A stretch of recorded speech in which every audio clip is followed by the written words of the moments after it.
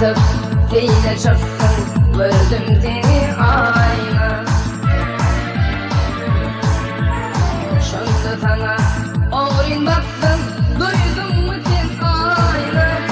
Sen durmuşsun kadın bile, tanımın sen ayna. Bayılırım teyzemini, baktım bozdum ayna. Aramızda yıllar düştü, değmedim sen ayna. Kucağımdan karar geçti, gelmedin sen ayna. Aramızda yıllar düştü, değmedim sen ayna. Kucağımdan karar geçti, gelmedin sen ayna.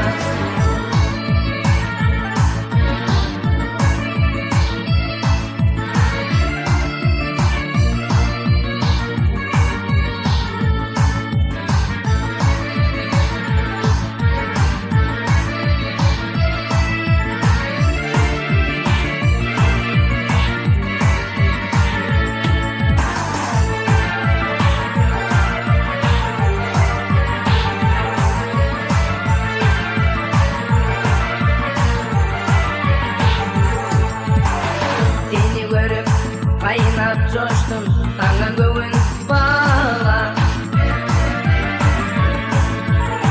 Sana yürüp sarmaştım, gittin başka dağla.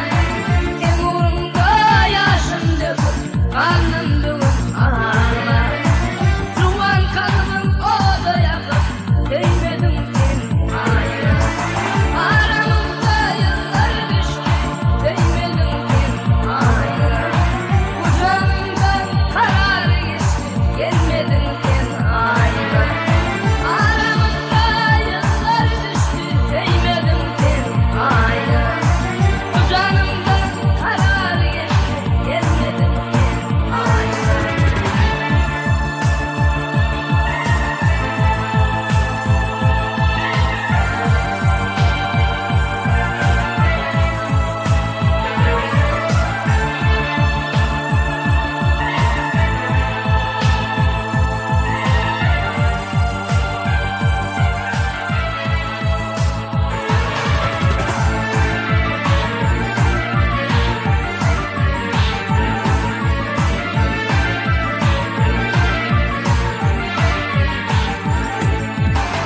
Çemin bağla güller verdim, kanlı gülüm ay.